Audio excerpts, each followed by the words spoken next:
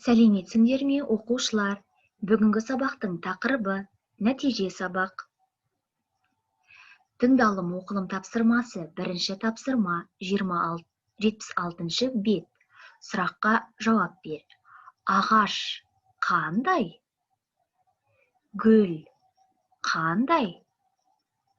Досымның көшесі қандай? Жаяу жол қандай?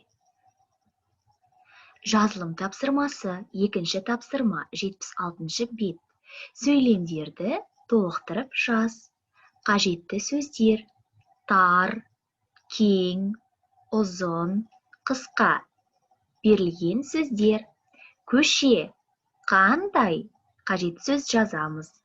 Жаяу жол, сызғыш, жол. Осымен сабақ аяқталды. Сау болыңдар, оқушылар.